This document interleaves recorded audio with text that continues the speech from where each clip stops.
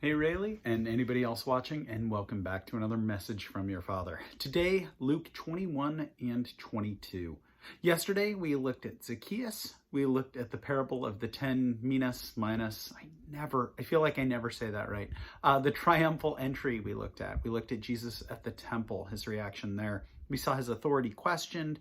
We saw the parable of the tenants.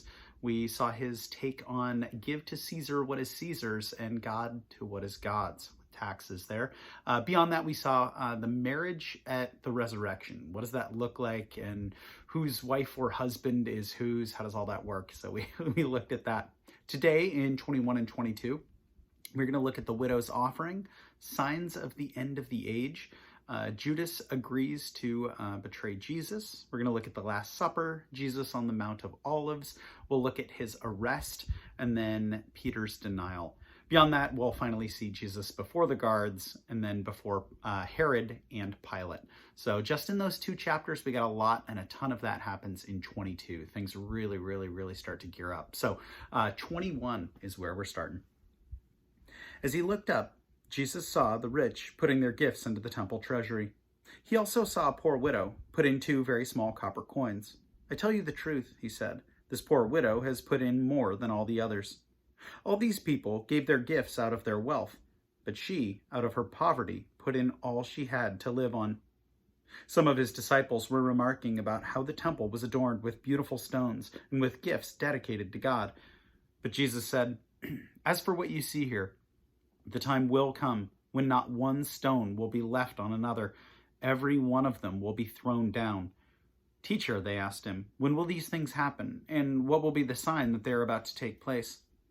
He replied, "Watch out that you are not deceived, for many will come in my name, claiming I am he, and the time is near. Do not believe them. When you hear of wars and revolutions, do not be frightened. These things must happen first, but the end will not come right away." Then he said to them, "Nation will rise against nation, and kingdom against kingdom. There will be great earthquakes, famines, and pestilence in various places, and fearful events, and great signs from heaven. But before all this, they will lay hands on you and persecute you. They will deliver you to synagogues and prisons, and you will be brought before kings and governors, and all on account of my name. This will result in you being witnesses to them. But make up your mind not to worry beforehand how you will defend yourselves, for I will give you words and wisdom that none of your adversaries will be able to resist or contradict. You will be betrayed, even by parents, brothers, relatives, and friends, and they will put some of you to death. All men will hate you because of me, but not a hair of your head will perish. By standing firm, you will gain life. When you see Jerusalem being surrounded by armies, you will know that its desolation is near. Then let those who are in Judea flee to the mountains. Let those who are in the city get out, and let those in the country not enter the city. For this is the time of punishment and the fulfillment of all that has been written. How dreadful it will be in those days for pregnant women and nursing mothers. There will be great distress in the land and wrath against this people. They will fall by the sword and will be taken as prisoners by all the nations. Jerusalem will be trampled on by the Gentiles until the times of the Gentiles are fulfilled. There will be signs in the sun, moon, and stars. On the earth, nations will be in anguish and perplexity at the roaring and tossing of the sea. Men will faint from terror, apprehensive of what is coming on the world. For the heavenly bodies will be shaken. At that time, they will see the Son of Man coming in a cloud with power and great glory. When these things begin to take place, stand up and lift up your heads, because your redemption is drawing near." He told them this parable. "Look at the fig tree and all the trees. When they sprout leaves, you can see for yourselves and know that summer is near. Even so, when you see these things happening, you know that the kingdom of God is near. I tell you the truth, this generation will certainly not pass away until all these things have happened. Heaven and earth will pass away, but my words will never pass away. Be careful, or your hearts will be weighed down with dissipation, drunkenness, and the anxieties of life, and that day will close on you unexpectedly like a trap, for it will come on all those who live on the face of the whole earth. Be always on watch, and pray that you may be able to escape all that is about to happen, and that you may be able to stand before the Son of Man."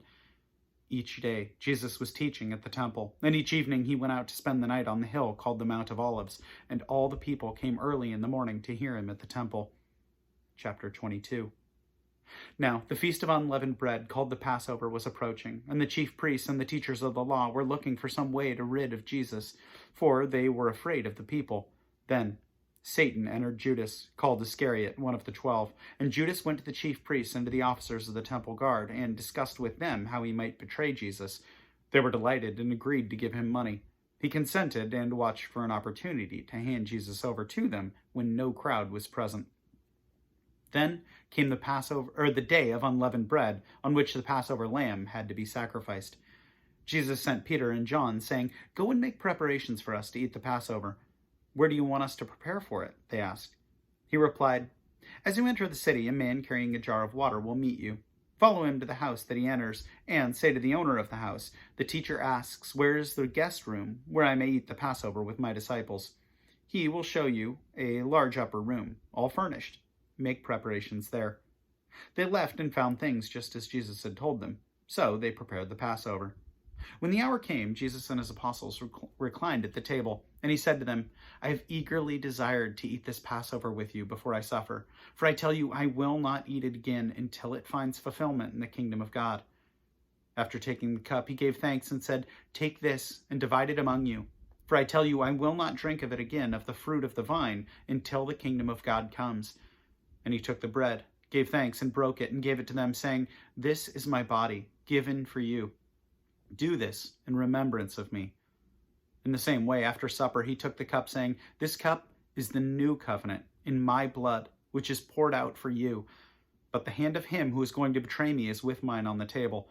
The Son of Man will go as it has been decreed, but woe to that man who betrays him." They began to question among themselves which of them it might be who would do this. Also, a dispute arose among them as to which of them was considered to be the greatest. Jesus said to them, "The kings of the Gentiles lord it over them, and those who exercise authority over them call themselves benefactors. But you are not to be like that. Instead, the greatest among you should be like the youngest, and the one who rules like the one who serves.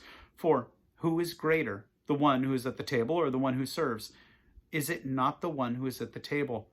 But I am among you as one who serves. You are those who have stood by me in my trials, and I confer on you a kingdom, just as my Father conferred on me, so that you may eat and drink at my table in my kingdom, and sit on thrones, judging the 12 tribes of Israel. Simon, Simon, Satan has asked to sift you as wheat, but I have prayed for you, Simon, that your faith may not fail, and when you have turned back, strengthen your brothers." But he replied, "Lord, I am ready to go with you to prison and to death." Jesus answered, "I tell you, Peter, before the rooster crows today, you will deny me 3 times that you know me." Then Jesus asked them, "When I sent you without a purse, bag, or sandals, did you lack anything?" "Nothing," they answered. He said to them, "But now, if you don't have a purse, take it, and also a bag. And if you don't have a sword, sell your cloak and buy one. It is written, 'And he was numbered with the transgressors.' And I tell you that this must be fulfilled in me. Yes, what is written about me is reaching its fulfillment." The disciples said, "See, Lord, here are 2 swords." "That is enough," he replied. Jesus went out as usual to the Mount of Olives, and his disciples followed him. On reaching the place, he said to them, "Pray that you will not fall into temptation." He withdrew about a stone's throw beyond them, knelt down, and prayed, "Father, if you are willing, take this cup from me. Yet not my will, but yours be done." An angel from heaven appeared to him and strengthened him. And being in anguish, he prayed more earnestly, and his sweat was like drops of blood falling to the ground. When he rose from prayer and went back to the disciples, he found them asleep, exhausted from sorrow. "Why are you sleeping?" he asked them. "Get up and pray so that you will not fall into temptation." While he was still speaking, a crowd came up, and the man who was called Judas, one of the 12, was leading them. He approached Jesus to kiss him, but Jesus asked him, "Judas, are you betraying the Son of Man with a kiss?" When Jesus' followers saw what was going to happen, they said, "Lord, should we strike with our swords?" And one of them struck the servant of the high priest, cutting off his right ear. But Jesus answered, "No more of this." And he touched the man's ear and healed him. Then Jesus said to the chief priests, the officers of the temple guard, and the elders who had come for him, "Am I leading a rebellion that you have come with swords and clubs? Every day I was with you in the temple courts, and you did not lay a hand on me.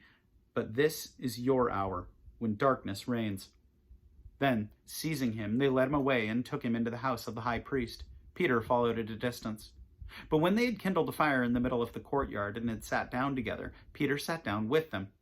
A servant girl saw him seated there in the firelight. She looked at him closely and said, "This man was with him."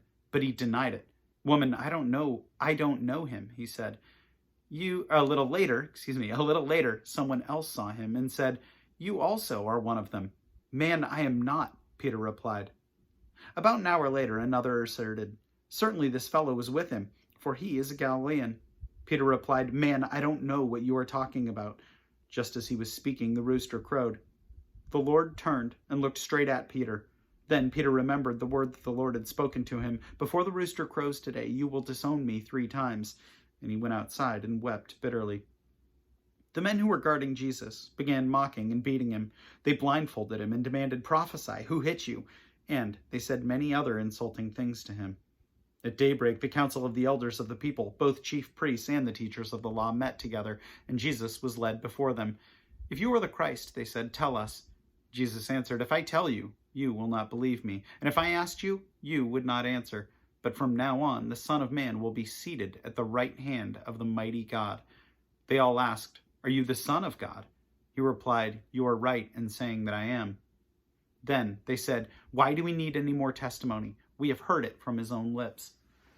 So I guess 23, tomorrow we will hear about him in front of Pilate and of Herod. But looking at that, there was one thing. So I had a note on 22:24. I think that's right. So the note on 22:24, well, let me read that verse first. Also, a dispute arose among them as to which of them was considered to be the greatest. This is the disciples, when they're hearing about all the stressful signs of the end of the age and so many problems and troubles to come upon them. This is when they are stressed out and they're at the Last Supper and they've been thinking about all these things.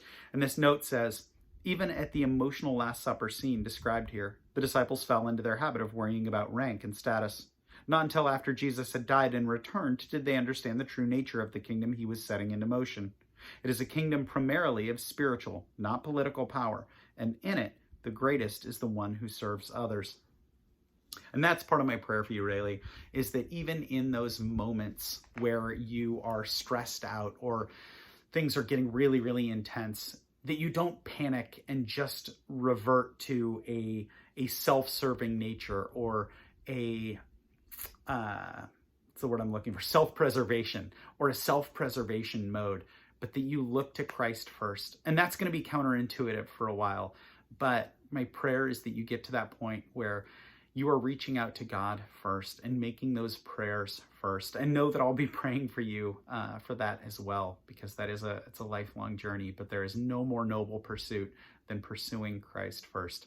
Anyway, know that I love you and I'm praying for you about those stressful situations that unfortunately you will face. Know that I love you so, so much, and I'll continue to pray that. For anyone else who is joining as well, know I appreciate you so, so much as well.